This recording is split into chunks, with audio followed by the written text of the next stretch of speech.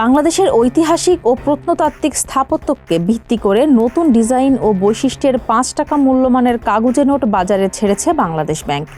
আজ মঙ্গলবার ১৯শে মে থেকে নতুন এই নোটের প্রচলন শুরু হয়েছে। অর্থ সচিব ডক্টর মোহাম্মদ খায়রুজ্জামান মজুমদার স্বাক্ষরিত এই নোটটি প্রাথমিকভাবে কেন্দ্রীয় ব্যাংকের মতিঝিল অফিস থেকে এবং পরবর্তীতে অন্যান্য শাখা অফিস থেকেও ইস্যু করা হবে।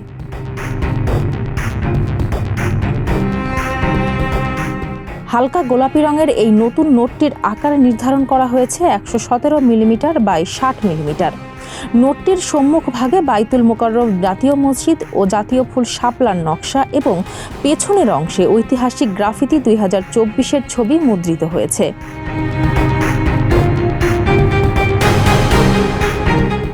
এছাড়া এর জলছাপ হিসেবে যুক্ত করা হয়েছে রয়্যাল বেঙ্গল টাইগারের মুখাবয়ব, ৫ সংখ্যার ইলেকট্রোটাইপ এবং সরকারি মনোগ্রাম।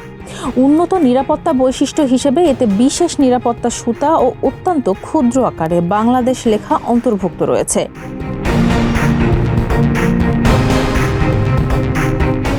বাংলাদেশ ব্যাংক এক বিজ্ঞপ্তিতে স্পষ্ট করেছে, নতুন এই নোট চালু হলেও বাজারে বর্তমানে প্রচলিত সব কাগুজে নোট ও ধাতব মুদ্রা আগের মতোই সচল থাকবে।